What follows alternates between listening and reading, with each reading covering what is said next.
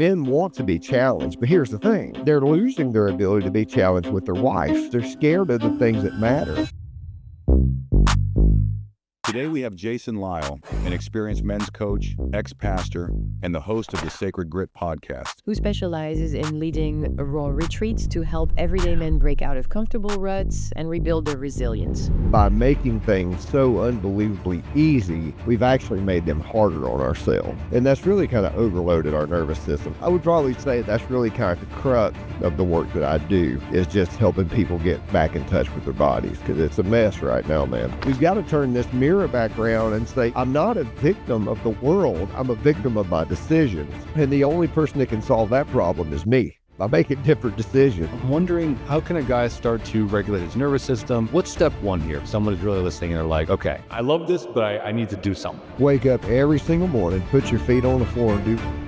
Hello, welcome back to the Men's Therapy Podcast. I'm your host, Marc Azoulay, and I'm here with Jason Lyle. So he's a men's coach, an ex-pastor, and he runs men's retreats, does men's groups. He's a great guy, and he's the host of the Sacred Grit podcast. Jason, welcome to the show. Hey, man, thank you for having me. I appreciate you doing it. So let's dive right in. I am curious from your perspective. You've been doing this for a long time.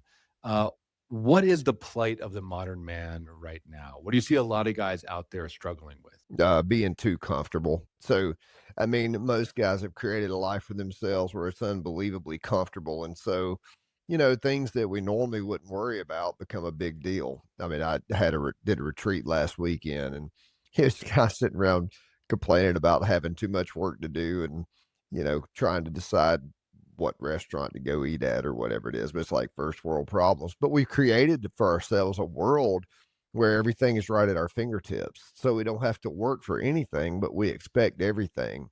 And that's really kind of overloaded our nervous system. And I would probably say that's really kind of the crux of the work that I do, is just helping people get back in touch with their bodies, because it's a mess right now, man. I agree. I'm so happy that you said that.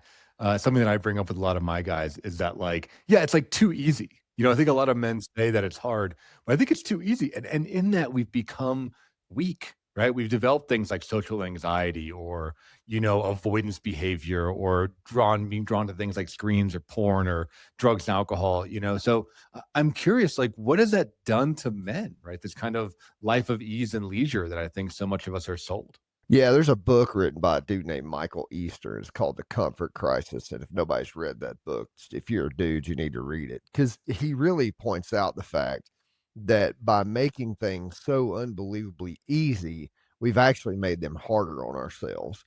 So this disease of more is what we'll call it. So if you think about it, you go back evolutionarily, right? You know, several thousand years. And if you went over, you're going out all day long hunting for an animal. And then all of a sudden you see an animal. And so you get the reward of, there's this animal. And then you kill the animal. And then you get the reward of, I killed this animal. Now I can feed my family. But that's a limited resource. Family eats the animal, they got to have more food. So you might go over to the next hill and there's a blueberry bush. Oh, there's a blueberry bush. Or you might be fishing. Oh, there's a fish.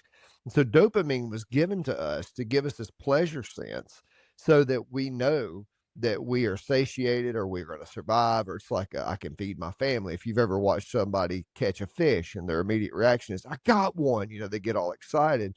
Well, that's an internal mechanism that we've been given. I mean, I can feed my family tonight. So that mechanism has been moved into so many different facets of life: doom scrolling, or, you know, make more money, or take another pill, or whatever the case may be.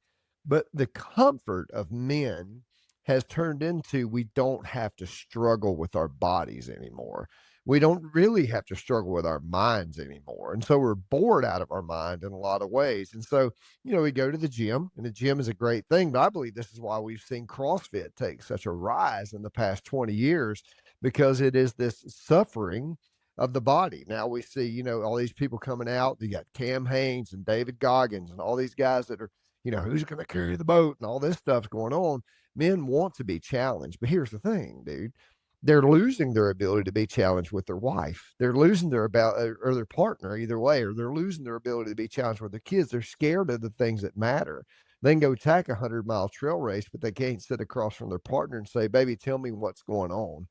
Tell me what's happening. Why are you upset, or whatever the case may be. So while we're trying to balance the equilibrium back out, we've got to start getting the ability for men to get this prefrontal cortex common sense downloaded into their body, instead of this body, just because we take in so much information, the body is making decisions like that. And we don't slow it down. So now, I mean, everybody's, well, I need a digital detox, or I need to stop looking at social media, or I need to get off the phone. And all that is very true. But we act like social media, the internet, and pornography is the problem. That's not the problem. Our use of it is the problem. I work with guys who are on heroin. I tell them, you talk about heroin like it's evil. Heroin's not the problem. Your use of it is the problem. So we've got to turn this mirror back around and say, I'm not a victim of the world. I'm a victim of my decisions. And the only person that can solve that problem is me, by making different decisions. And that's hard to do sometimes. 100%. Yeah, I was smiling as you were talking because I am a CrossFitter. And that is something that is just like, it's like suffering with other dudes and, working almost like as a tribe. And like you said, it is a simulation of what our lives as men were 24/7, right? Like you said, a couple hundred years ago, 1,000 years ago. But there is something very primal about that, overcoming challenge. I mean, if you you don't even have to back up that far. You could back up 50 years when I was a kid. I mean, I think I remember my dad having a beeper, but this beeper was a thing that, I mean, it beeped and he pushed a button and it would play a message one time. And it was a voice message that would say, Bobby, call home. He's got to drive and go find a payphone. You back up 50 years from that, there wasn't even telephones, not in the average person's home. So, we're really, really close to all this information coming at us so fast. My kids didn't grow up with a smartphone in their hand, but the generation right after them did grow up with and will grow up with a smartphone in their hand. So this movement of information is going so fast. And yeah, so we have things like CrossFit, where I walk in the gym. I owned a CrossFit gym for 10 years. You walk into the gym, I put my cell phone over here in a locker, put on my shoes, take off my shirt, and away we go, right? And we're going to do wall balls and pull ups and muscle ups and climb the rope and run. And we're going to cuss and we're going to sweat. And we're going to wall around in the floor. We're going to high five, fist bump, call each other a bad motherfucker, and then go grab the phone and go get in the truck and go home. But what we did literally was we regulated our nervous system in that hour we were in the gym. It's exactly what we did. And so people will say that about CrossFit, yoga, running, rock climbing, a million different things. I feel so much better when I leave there. Well, that's because they are regulating their nervous system, and they're tapping into something extremely primal that gives them this feeling of peace. So say more about that, because I think, it's not exclusively men, but I think it is especially men where doing hard shit does regulate our nervous system, right? Like you think of it like it's not really like the bubble bath and the spa, or sitting on the beach. I think most men I know, most masculine dudes, like we want to do CrossFit, we want to climb that mountain, we want to do, Brazilian jiu-jitsu, right? Like it's something that's like challenging, often violent, often exhausting. Can you speak a little bit to that? Like how does that regulate the nervous system? You would think it'd jack it up, right? You think it would throw it out of whack, but it doesn't. It's like training. So here's the thing about the nervous system, and people do think that rest and relaxation, those are all parasympathetic responses in the nervous system, and they're very important to have rest and relaxation. I would say the majority of men don't know how to do that either, but that's not nervous system regulation. So in the brain of every single human being, we have this smoke detector. It's called an amygdala, and a lot of people have heard of that because that's been, the buzzword lately. Well, that amygdala is the smoke alarm of your brain. When shit starts going wrong, that smoke alarm goes off and says, we need to fight, we need to run, we need to freeze, or we need to lay down and play dead. Like one of these things need to happen. And that amygdala overrides, or it speaks to the limbic system, which is the autonomic nervous system, very top of the brain stem. And when that thing speaks and puts the body into that mode, the prefrontal cortex goes offline. So the prefrontal cortex, where we have reason and thought, and we collect memories and project those memories onto the future to predict outcomes. That's all prefrontal cortex, medial and lateral. So that has everything to do with rational thought And the amygdala has everything to do with survival. So let's talk about CrossFit for a minute. So I'm assuming your audience will speak that language, and I'm going to tie it into some pieces. So I'm doing Fran. And if you're a CrossFitter, you know what Fran is. It's 21, 15, 9, 95-pound thrusters and pull-ups. The average guy's going to do it between 5 and 10 minutes. Elite guys are going to do it 2.5, 3 minutes. But that first set of 21 thrusters, no problem. I throw the bar down, jump up on that pull-up bar, do 21 pull-ups, no big deal. Come off the bar, grab that thruster bar and go to do my 15 thrusters. Well, the wheels start coming off, right? The shit starts hitting the fan. I start breathing. But then I'll go, I'm going to do one more rep. Well, when we get ready to drop that bar, what happens is the amygdala overrides the prefrontal cortex, and the amygdala says you are going to die if you do not stop. So you drop the bar and then you start to breathe and you get this panic. Oh my God. And if you know what I'm talking about, if you've done CrossFit, but after a few seconds, you go, okay, I'm all right. That's the prefrontal cortex closing back down. It opens up to save your life. It closes down to help you get rational thought. So if you do that over and over, you're learning how to regulate your own autonomic nervous system. Now, take that forward into training the nervous system. You get in ice cold water. I get up at 5 o'clock every morning. I'm in my ice bath by 5:10 or 5:15. I get up, take a leak, go straight outside and get in it. And this morning it was about 22 degrees here in Georgia, so my ice bath was right. And so when I get in, I set that amygdala off, and it goes, everything in me screams, get out of this cold water. But I sit completely still and I focus on my breath, and I bring that prefrontal cortex into communication with the amygdala. I speak to myself, I'm okay. I'm not dying. I'm fine. And I'm teaching myself how to regulate myself in extreme circumstances. Rock climbing does the same thing. Running does the same thing. CrossFit does the same thing. Brazilian Jiu-Jitsu does the same thing. All of these facets teach us how to sit with dysregulation until we can regulate ourselves.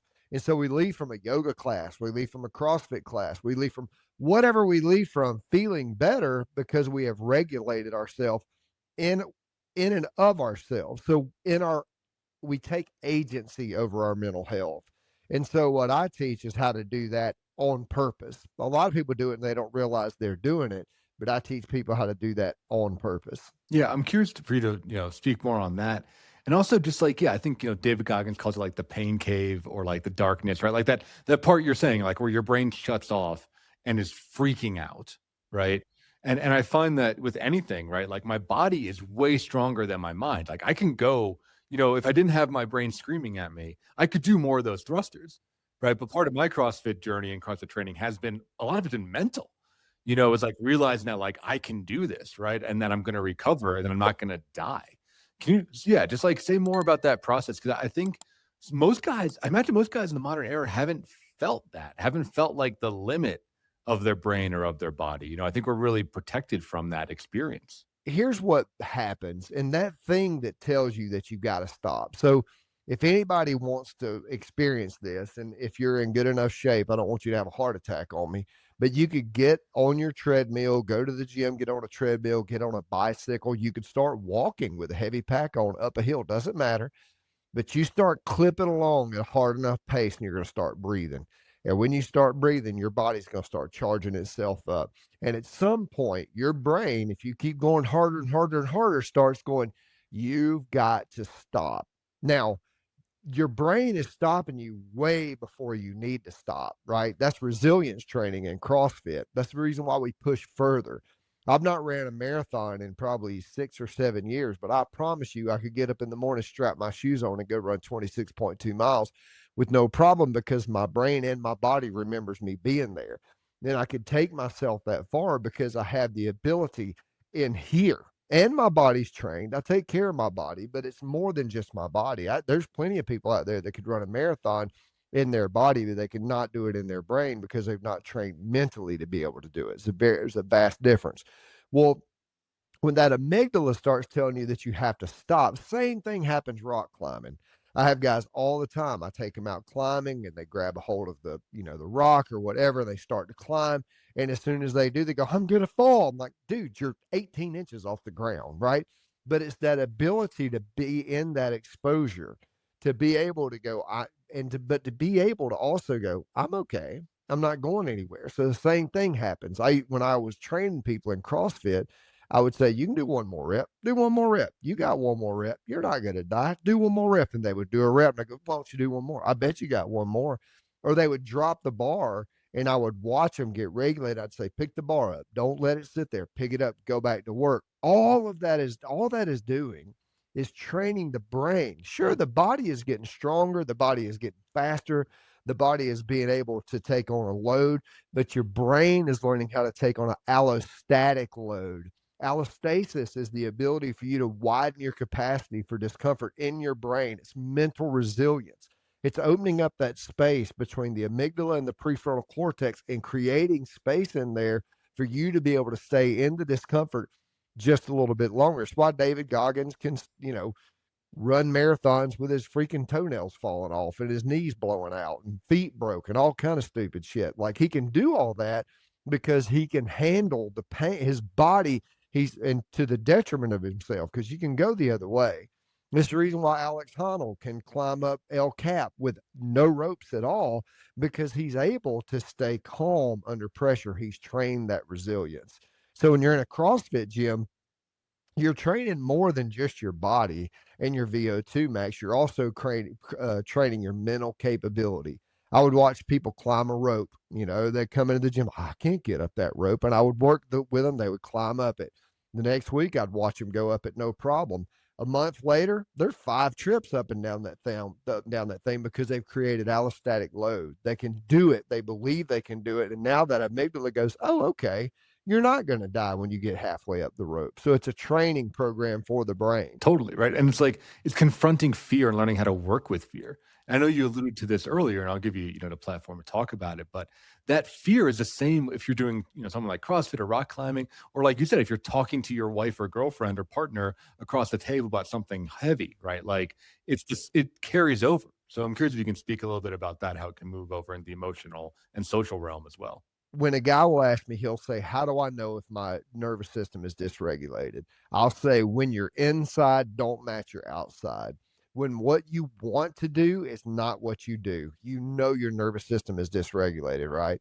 So when you're sitting across from your girl or you're coming home from work and you're like, you know what, I really just want to go in there and kind of sweep her off her feet and just kiss her on the neck and, make love to her tonight like a man, just spend time where I'm stopping by her flowers.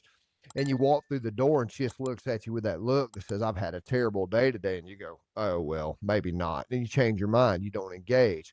Or you come in the house and she's like really in a bad mood and you're like, oh boy, I'm just going to go out in the garage and, tinker with the lawnmower instead of engaging. It's all the same thing. There's just no different because in that particular space, you've not created the capacity to be in there. The nervous system dysregulates because it's going, well, I know what's coming. She's just going to be this, or she's going to be that, or she's going to say this, or she's going to say that. Because rationally, we know that most likely than not, the majority of women enjoy for you to sit down and say, hey, baby, how was your day? Tell me what's going on. I'm not going to try to fix you. I just want to hear you talk. Or, hey, it looks like you had a really bad day. Why don't you go sit on the couch and let me cook dinner? That is all prefrontal cortex work. That's rational thought getting downloaded into the body. It all works the same way. The kids coming off the chart, the job having, unbelievable amount of struggles. When our nervous system is threatened, and that doesn't matter if it's threatened by abandonment, she might leave if I don't do the right thing.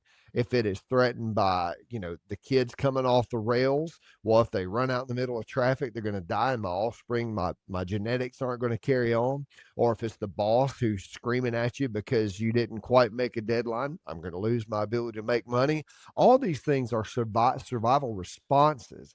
And when we don't know how to differentiate between a true survival response, here comes a bus about to hit my child, and a proprioceptive survival response, my kid's out playing in the yard, oh my God, somebody's going to get my kid. We don't know how to tell the difference. We're responding to both of them in the exact same manner. So this is about getting rational thought into the body. So depression, anxiety, alcoholism, pornography use, doom scrolling, going to the gym sometimes can be addictive. All these behaviors that we use, these self-soothing behaviors, they're just trying to calm our nervous system. Depression is trying to calm your nervous system. Anxiety is trying to calm your nervous system. Addiction is trying to calm your nervous system. Pornography is trying to, masturbation is trying to calm your nervous system. But when you don't know how to do it properly yourself, your body just does it with the best thing it has at its disposal. And so what I do is I teach guys how to access that space themselves. And then when they start getting in those triggering circumstances, they can go, oh, wait a minute, I know what this space feels like. This is triggered. This is, I am activated right now. And then we put tools in place for them to be able to use them. Yeah, I'm curious about those because I think that's what differentiates what you do from a lot of therapy, right? And it's a lot of stuff that I don't like about the therapy industry, and I think a lot of men bounce off it, is that they teach coping strategies, right? They teach you how to like chill out, but they don't teach you how to make your life better. Or they don't teach you how to actually like be in the fire, right? It's like all this stuff is good. Like I said, it can help you regulate, but then you have to like deal with your life, right? And the goal is to create a life that you don't have to cope from, right? A life that actually like fills you up. But I think a lot of therapists get that wrong, and they just like want people to survive a shitty life rather than build a great life. Yeah, man. Here's the thing. So with it's Sacred Grit, I teach regulation, and then I teach integration, right? So regulation is I learn how through cold water immersion, through yoga, breath work, meditation. I learn how to regulate my nervous system. Cold water immersion, impulse control. Yoga, learning how to sit in tension and be okay. Breath work, autonomic nervous system hack.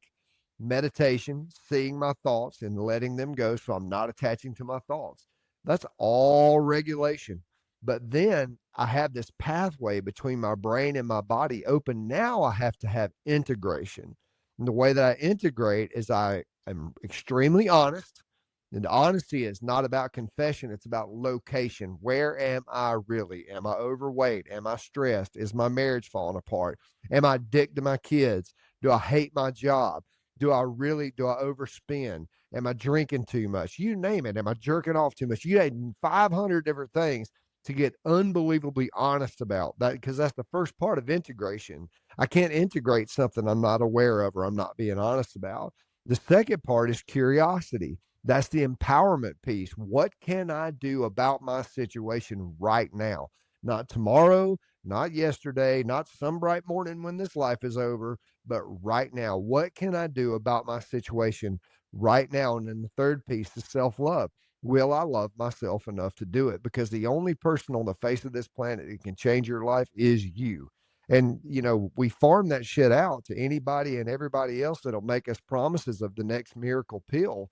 And there are no miracle pills when it comes to integrating our nervous system regulation into our body.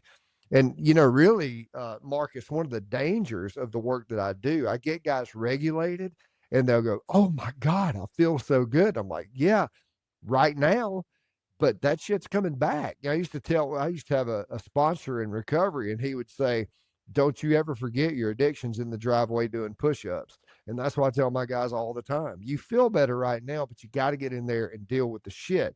That's where the coaching comes in. And you're right, man. Therapy, I tell folks all the time, therapy is amazing for identifying where your problem is. My dad beat me when I was little. My mom abandoned me when I was little. My dad was an alcoholic. I was molested. I was what 9,000 different reasons why we may or may not have trauma.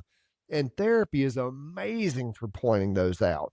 But once we know what that is, there's a level of responsibility we now have. And I want us to tell your audience, we misinterpret the word responsibility.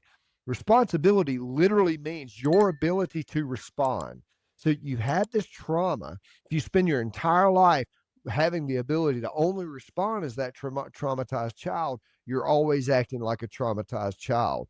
But when you create the ability to respond as the adult that you are right now through honesty, curiosity, and self-love, You start to change the pathway of your direction. That's or of your behaviors. That and the direction of your life. That is integration, and that's what really changes people's lives. Is to give, especially for men, Mark, because you give man, if you tell him, all right, we're going to go sit in the therapist office for an hour every week, you may as well gouge his fucking eyes out. But if you tell him, hey man, if you will do this practice every day and get your mind and your body connected every day, put in the reps, 10, 15 minutes every morning. And in about 2 weeks, we're going to have a phone call. And I just want you to start telling me where you are honestly, where you want to be out of curiosity, and what the hell you're going to do to get there. You're speaking their language, man. And the therapist can help them unpack all that other stuff, which is extremely important. But I'm giving them the power of their life back. I'm saying, no, motherfucker, you better be the one who's grabbing hold of the reins of your life. You have got to be the one to make these decisions. Every person that has ever got out of every situation they were in got out of it by their own decisions, not because a therapist told them to, or a sponsor told them to, or a drug helped them get there. They decided to get there. That's what I do. I teach people how to decide how to put their lives together, back together in the fashion that they want it to be put together. Yeah, and I mean, I agree, right? Like when I say to my guys, it's like what differentiates a boy from a man is that a man takes responsibility for his life, right? Even the stuff that's like not his fault, you're still responsible for how you deal with it and what your life looks like moving forward, right? And I think that is such a critical moment. And I'm curious from your work and your years of experience, like how do you help guys make that shift? Because what I've seen, and I'm guilty of this myself, before I did my own journey, being like afraid of commitment, afraid of responsibility, wanting to have an easy life, like how do you help guys turn that corner? Because I think once they can buy in that responsibility is good and commitment is meaning, right? And like, this is what it means to be a man, then they're off to the races. But often getting them to that point is quite difficult. So I'm curious what you do. Well, man, here's the thing, dude. For the most part, I just tell them to quit being a fucking wimp, and like you just quit. You gotta do the work. And they're so used to, in the therapeutic space, somebody going, okay, now let's talk about your feelings. But they come to a men's retreat and they come in the door, and I'm like, yeah, your feelings are legitimate, but what are you going to do about them? And I have found, man, that most men really appreciate that. And especially when I give them tools to attack, right? It's like the cold water, the breath work. They're getting tools that they can move toward, and then they start to feel empowered.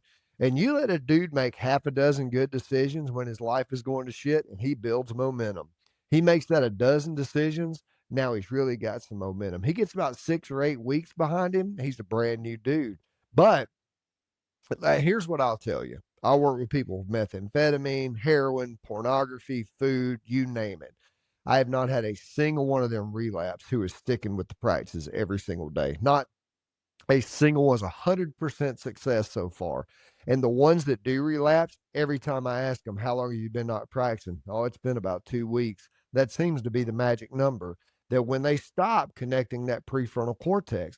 And a lot of them will say, so do I have to do this the rest of my life? And I'll say, are you going to go to the gym the rest of your life?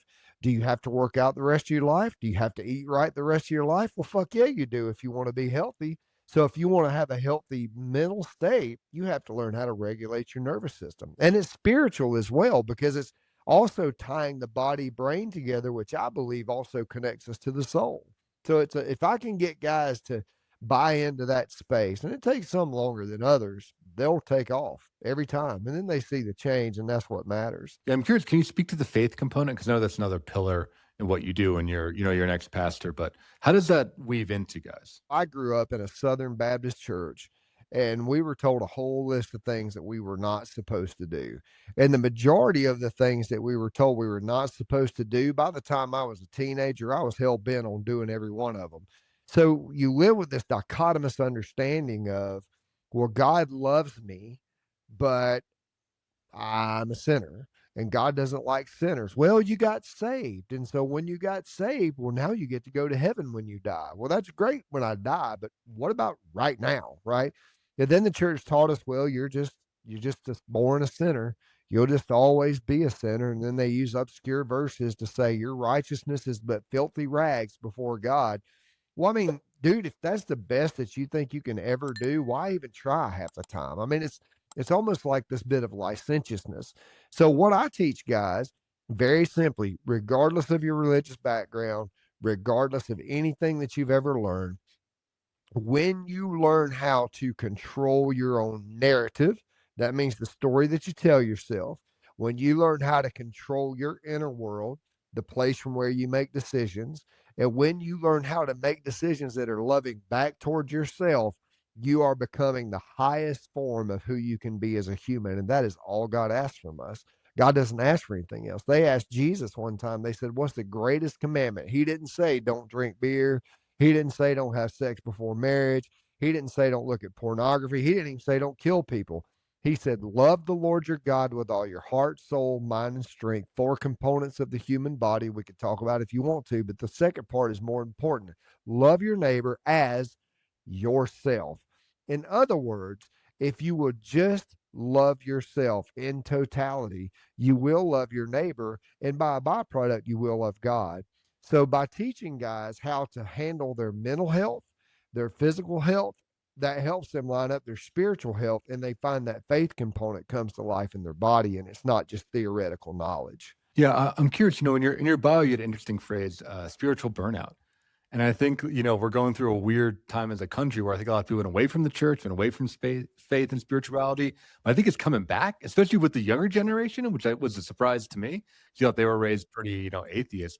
But I'm curious about this burnout process and how a guy can reintegrate faith. Maybe he grew up with it, burnt out for a while, and now is trying to get back. Because I like what you're putting down. I think it's a different model than what you hear from a lot of other people. Yeah, I'm about to release a book called Sacred Grit, and it's my path. It's kind of a memoir type thing of where I was and where I'm going. And then I'm releasing one. I'm working on one right now called Taming the Beast, which is talking about nervous system regulation. But then the one in the hopper is A Man After God's Own Heart is the name of it. I'm working on it now, but it's like very infantile stage. But here's the thing.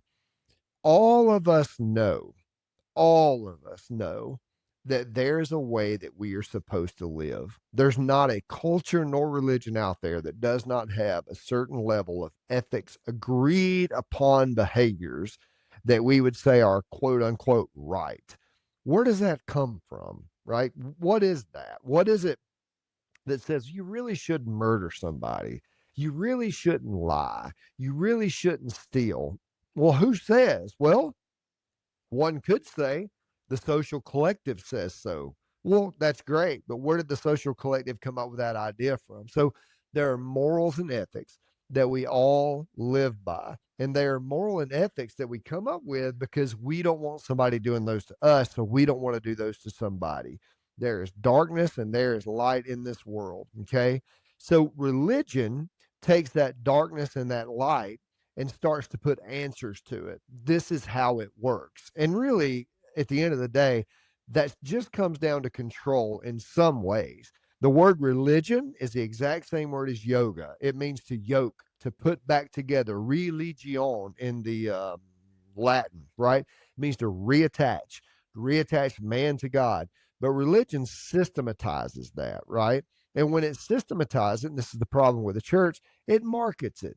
It creates power. Well, you have the priests who give you the thing, and they're special. And you can go anybody can study Catholic history, but we're having a spiritual awakening because people are doing ayahuasca and people are doing mushrooms and people are going on meditation retreats and people are doing holotropic breathing and people are going, I'm just trying to find the better version of myself. And we're starting to find out that SSRIs and all these other pharmaceutical drugs that we've been given, while great and are needed to give us a head start sometimes, are not the answer. But we do know what isn't the answer.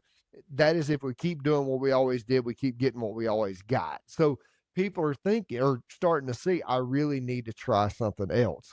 I've got a retreat coming up in August, and it's called Sacred Beyond Sunday. And it's to teach people how to reattach to their spiritual life without going to church, because a lot of them have been in church and they've been hurt by church. Now, there's nothing wrong with church. Church is not inherently bad, but church is not the container of God. We are the container of God. And when we come to the church, we bring God to the church with other people who bring God to the church, and we have something to learn from each other. But a man up front who gets paid $100,000 or $200,000 a year to stand up there and perform, he's just a performer. He's nothing more. He's not some special guy with the special powers that if he prays over you, then everything will be good. No, that's what frustrates me about churches. If churches would charge a ticket price at the door, it's $50 to get in.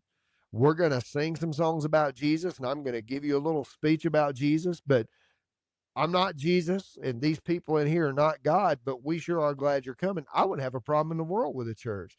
But it's this idea of, God is a Republican white man who's from America. And I don't mean to be political, but I mean, that's kind of what we've turned God into inside of our culture, no matter. And the truth is, God doesn't even speak in a language. God speaks in an unction or a movement or a feeling.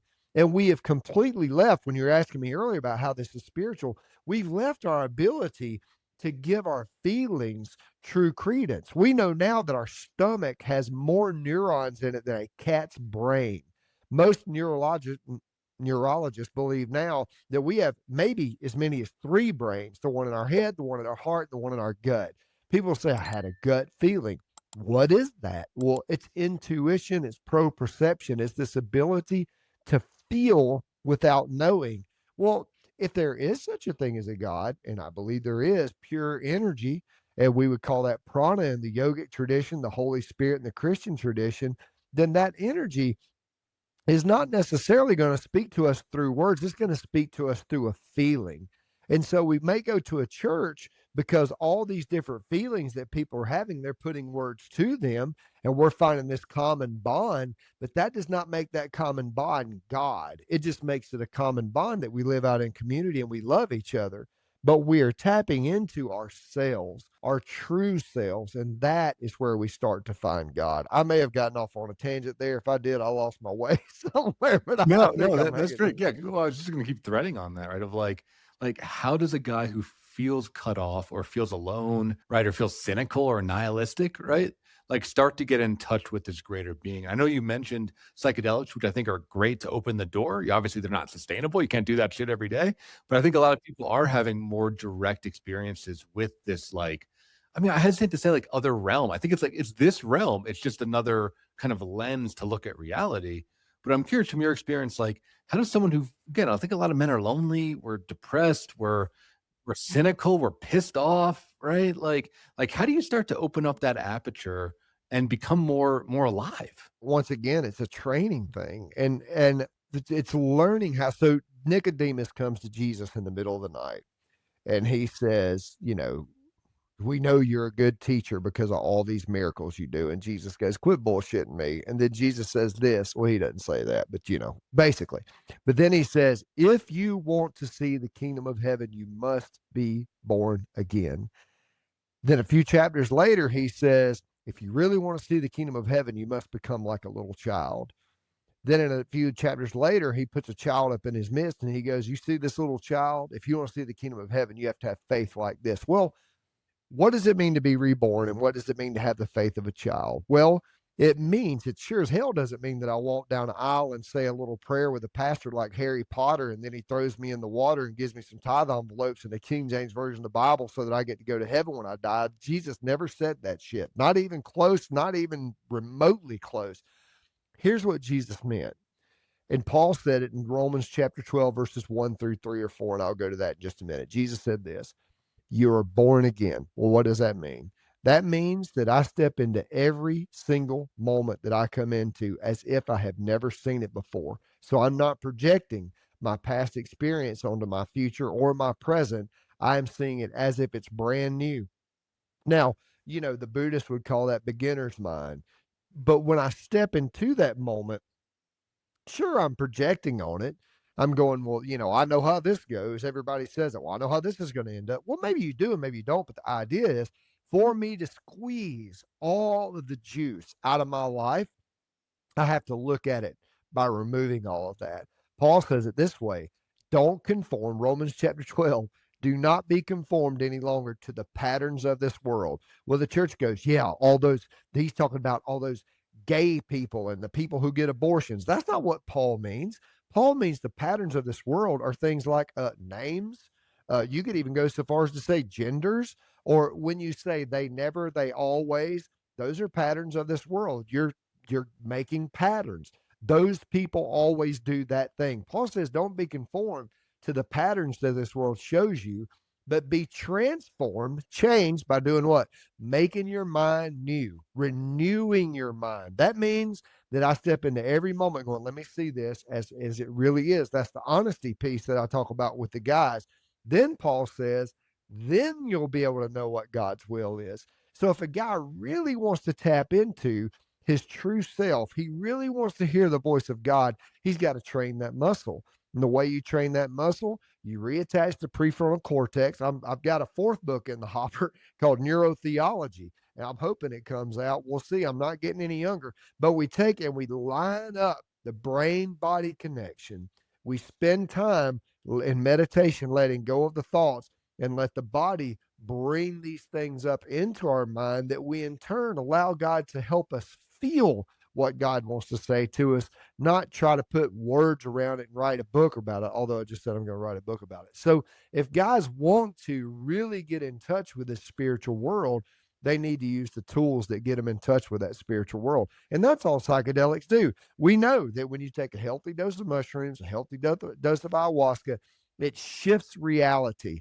It takes reality and removes everything that you thought you knew and gives you pure experience, which opens up all these different levels of possibility. I believe that's where all the paranoia comes from marijuana. It's not that marijuana makes you paranoid. It just opens up all these different possibilities. And so you're like, holy shit, that's a lot of possibilities, and it overwhelms you.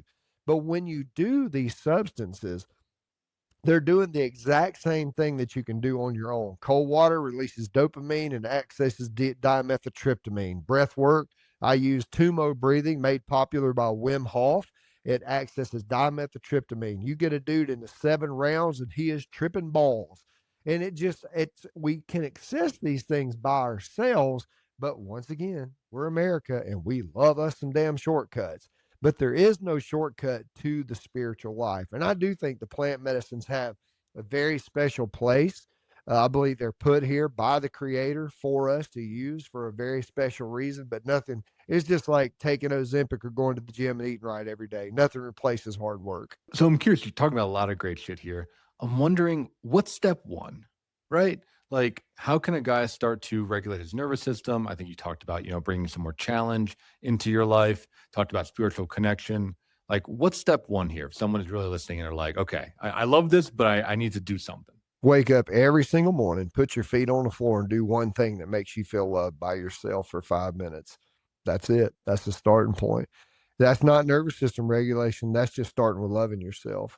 That means that for some people, it means they may want to go sit on the back porch with a cup of coffee for 5 minutes. Some guys might want to pray. Somebody might say, I want to make up my bed. Some might be, they're going to go jump in a 2-minute cold shower. Some might be 5 minutes of sun salutations. If you will begin your day from the moment you open your eyes going, I am going to love myself for 5 minutes, it will revolutionize your life. Then you can move into some nervous system regulation. But when you start really, the thing about God is this: God is pure love at its unbelievably purest essence. So when we want to love ourselves, and I mean truly love ourselves, people might, well, I'm going to get up and eat Oreo cookies for 5 minutes. Well, is that loving yourself? Like, is that really going to produce the outcome that you want? Maybe. Well, I mean, that's up to you to answer that question. But I mean something that really causes you to go, I'm a bad motherfucker. I'm fixing to attack this day with the tenacity of 1,000 suns. That's what makes you love yourself, is that you're becoming the best version of yourself by doing whatever this thing is that you do. It'll grow from there. You'll find yourself looking into more ways that you can love yourself and regulate your nervous system. And from there, cold shower, man, bar none. Hop in a cold shower. It's like punching a reset button on your nervous system. That's a great place to start. I think you do a great job motivating guys, but I guess maybe the other question of like, How do you talk to the cynical ones out there, right? I think to the guys that think that, okay, this is great for someone else, but not for me, guys that are stuck in that victim mentality or something like that. Cause I just see that maybe those guys are louder, but I just see that voice is like continuing to rise and it's scary. It scares me of how much that cynicism and victim mentality seems to be running the show nowadays. I mean, I generally just ask them how long they're going to let somebody else run their life. I mean, that's really at the end of the day. When I have guys that are cynical, I'm like, okay, well, I mean, just keep rocking on, keep doing what you always did. You keep getting what you always got. If you're telling me you don't like the direction of your life, there's only one way to fix it. And that's what the word repentance in the Bible literally means: change directions. It doesn't mean stop doing something, it means change the way you're going. So, if a guy's cynical, like, I hear all this shit, but I don't know, that's fine. But I can give him a list of 50 or 60 men, or probably more by now, that can give him a testimony that says, nah, this changed my life, absolutely changed my life. And the list is growing. I mean, I have an alumni of probably 50 or 60 guys in the alumni.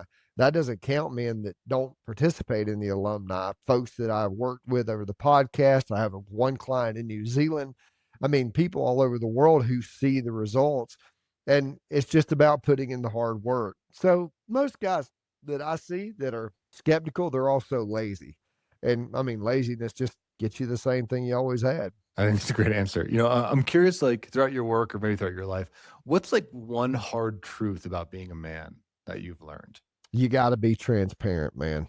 You got to open up and let people in. That's bottom line. That crusty bullshit it's not nobody believes your bullshit. Like, you're putting on this mask and everybody's looking at you going, boy, that's pretty pitiful. I mean, when you crack yourself open, I love this saying that intimacy is into me you see. It means I'm just letting you see what's really in here. You don't have anything to run from anymore. When you show people who you truly are and you allow them to see that unapologetically, there's a line in the book Wild at Heart, John Eldridge wrote back in the 1990s, and it says, let people feel the weight of who you are and deal with it. And that is that is the number one thing. Men have got to live to the true essence of themselves and quit trying to be somebody they're not. I know that's courage. I think it's the theme you're talking about. I want to hear more about it, of like this like courage to coward kind of spectrum. And again, I think a lot of men were like conditioned into being cowards, or we've never truly tested ourselves. So we think that we're cowards. And what I hear, all these practices you're talking about, this mindset shift, all this stuff, it's like building real courage and realize that you're not a coward, right? That like you can overcome your fear, your limitations, and you can build the life that you want. 100%, man. I mean, if people will say, well, he's courageous, he runs into a burning building, you could get just about any man to run into a burning building. There's not many men when he sees, I mean, there's some out there, don't get me wrong, but for the most part, we're sacrificial human beings. We are willing to just do what we do when we need to do it. And that is courageous. It's courageous to go fight battles for righteous reasons.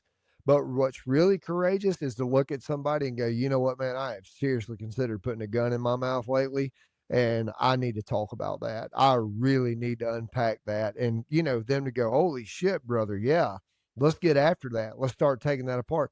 That's courage.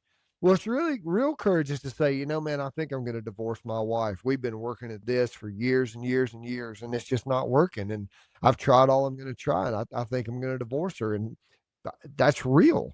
Or looking at your wife and saying, listen, if we don't get something straight here, we're not going to make it, because I'm not going to live like this the rest of my life. That's saying I'm being courageous. I'm being open. I'm being honest. Honesty is the only way forward for men to find their way and path to where they're living authentically to themselves. Otherwise, they're just constantly lying to themselves. Yeah, and if you're living in delusion, you can't get a foothold on anything, right? You can't make any changes if you don't know what you're dealing with. That's right. Yeah. And if you're not being honest about it, that's the thing. Like, most guys will spray paint a turd and call it gold. I mean, it's like, you got to dig down in there and go, is this really true? Is this the truth of what I'm seeing, or am I just making this up? And that's the most important piece to any kind of integration in this work, is just being honest. For sure. Yeah. And I think like in our role, being a true mirror, again, I think a lot of therapists fail because they just like validate and agree, and they're like a safe space, but they're not telling the guy what he needs to actually hear. They're often reinforcing the victim mentality rather than being like, hey, you got to get your shit together, right? I say it with all the love and respect in the world, but you got to get your shit together, man. Gotta get your shit together. And therapists will do so much better. I mean, I'm just a coach. I'm not even a therapist, but they'll do so much better by just asking questions. The dude knows the freaking answer. You just got to point him to the right question to get the answer out of himself. I think it was the Buddha who said the finger that points at the moon is not the moon. It's just the finger that points at the moon. Right. So it's like you're just pointing at the thing that's already inside of the man. And I have found it to be true that the more questions I ask, the more realizations they come to. And that's where the honesty happens. We're nearing the end of the show. I feel like we could keep going forever, but kind of final question for you is, how do you hope masculinity evolves or maybe gets back to its roots, or what do you think the future for men has to be? Because I think we are at a major crossroads right now as a gender. Yeah, I think the future of men has got to be, we have to be able to hold ourselves accountable for the crazy shit we've done in the past, while at the same time not apologizing for the men that we are in the present. And then we have to make decisions that create an unbelievable, beautiful future where men are fathers, husbands, grandfathers, mentors, pastors, all these different things that they are, but they're not apologizing because they have a set of balls. They're apologizing because they've misused the power that those balls give them from time to time. They're taking ownership of their lives, ownership of their decisions, and they're leading the world. Because listen, man, people can, and they may not like this comment. This might get you some comments on your feed. Men and women are not equal in our ability. That goes either way. I've never produced milk out of my breast to feed one of my children. We're not equal in our ability. We're equal in our worth. And men have used our power, our strength over women for way too long. Our power belongs to our wife. When we have power to give out, it belongs to her as much as it does us.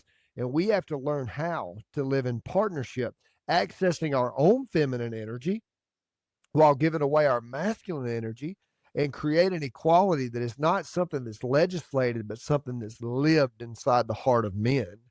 When they say, I can fully give myself to my woman because I trust her, and she could truly give herself to me because she trusts me, that creates a dynamic in the world of men that are going to be unstoppable.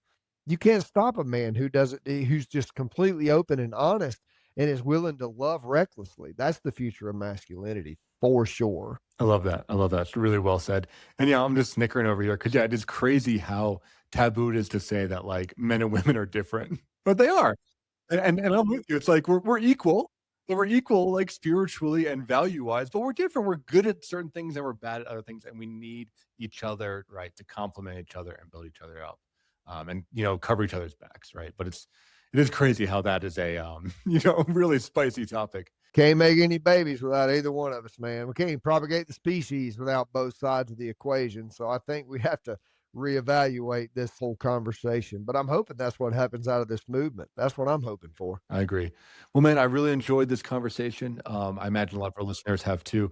If someone's feeling really motivated, inspired, where can they find you online? Where can they get more information about you? They can go to thesacredgrit.com. They can access the podcast, the retreats, the coaching link.